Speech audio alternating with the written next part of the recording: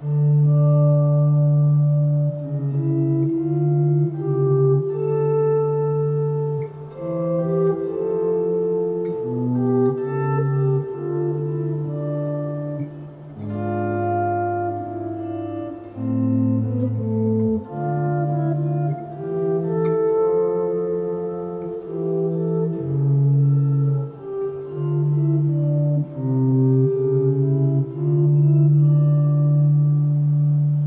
look at some line motion that I found in Johann Sebastian Bach's Partite from the Christ der du bist der helle Tag, BWV 766. It was written when he was 19 years old, I do believe. So he'd been studying the work of previous masters and just looking at what happens in a minor key. What are his tendencies, and are there things that we can ferret out from this and use in our own improvisation and building of structure? So if you've not yet done so, please do subscribe to the channel. If you can, like, share, and leave a comment. It's always great to hear from you. If you'd care to leave me a tip, that would be very nice, and my PayPal information's in the description below. So here are some tendencies that I found. I'll put a link to it, BWV 766, Christ der du bist der helle Tag. So we're going to be in D minor. I'm keeping this maybe as part 4 of casual discussion about D minor, lines in D minor. And just really getting down to 2 voices. So he's quite fond in the beginnings of pieces and dictated by the chorale melody that he's setting. He's not afraid of octaves that then go somewhere. The common tendency seems to be for the bass to come down and make some kind of a 5 chord. So this would be A7, first inversion. If we came from D and D at 10 and 7,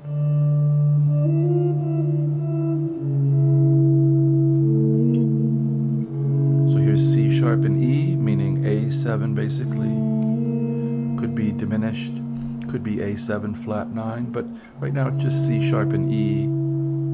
So we went from D's, contrary motion, to C sharp and E, and then rising up to the 3rd in the melody.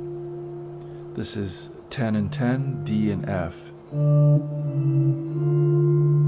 Now later in the piece, he uses this, which is C sharp and G, as a way to get to the 5th in the melody. So it does seem that each of those first 5 melodic pitches of the scale are harmonized with one of 2 bass notes, either 1 minor, 5, 1 minor, 5, 1. So either D or C sharp in the bass. I think it's really nice to work this way. Really slow. Be cognizant of the voice motion. Another thing then that he does often in the piece is he'll modulate to the relative major. We'll get that sound of a lift at the end of a phrase. And again, a lot of this is dictated by the melody that he's setting, which are already from his Lutheran hymnal. They're already set. But so this idea of going to C to go from C to F. So here's D minor.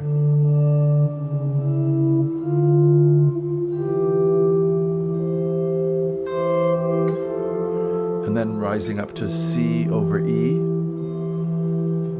Could be C in the bass, but it seems quite often this chord is leading to F, and its leading tone in the bass really emphasizes that motion to the relative major. So C to F. This is 7th fret E, 1st fret C, 1st string 8th fret C, 2nd string, 8th fret, G. And you'll hear that modulation device, sequence device that he uses often.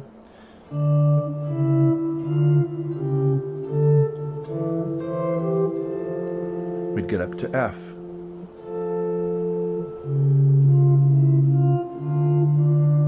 Now from F, you can go straight into a 5-chord A7 of some kind that would lead back to, that's C sus.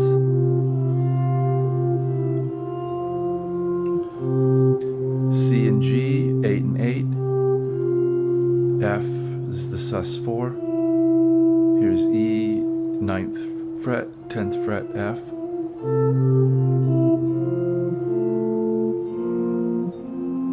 Some pieces he'll make that line with A rising up to B flat and C for the F chord.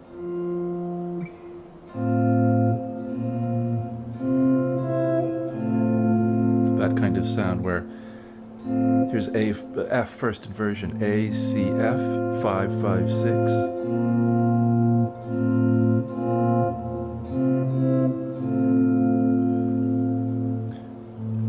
Up to B flat, 6, 5, 6, B flat, C, F, little sus, C, C, F, 3, 5, 6.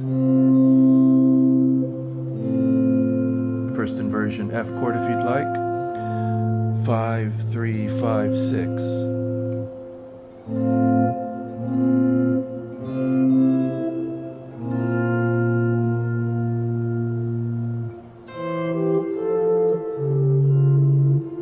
So I hope you can hear we're right back in D minor.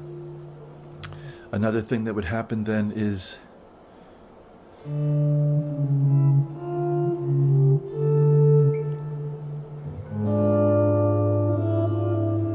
we've discussed this in other parts of this D minor discussion, which I will link in the description below. So this is preparing for the 5. Now in natural minor, the 5, not D natural minor, the 5 would be A minor instead of A7 with harmonic minor. And in this piece he does indeed go from here, from this 7 diminished of 5, so G sharp diminished. Here I'm just playing G sharp D F, 4, 7, 6.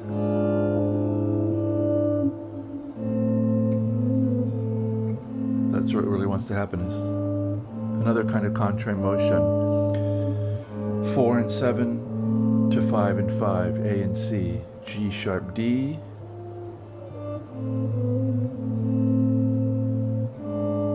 so that's the sound of 7 diminished of A minor.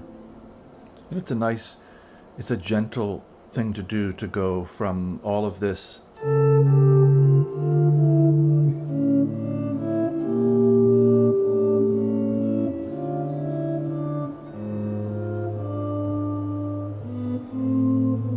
go to the 5 chord in its natural minor state.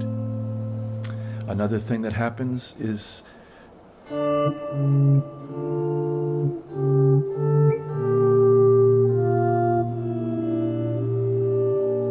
this G minor, what I take to be first inversion G minor chord with B flat here. Just B flat and G, 6th and 8th fret of the 6th and 2nd strings. That wants to, these voices actually want to go in contrary motion again. B flat and G to A and A.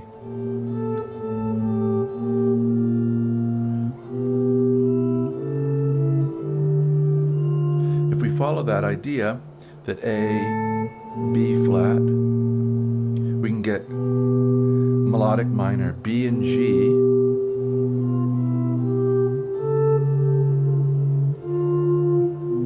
B and G, 7 and 8, C sharp and A. So this is raise 6, raise 7, 1 minor.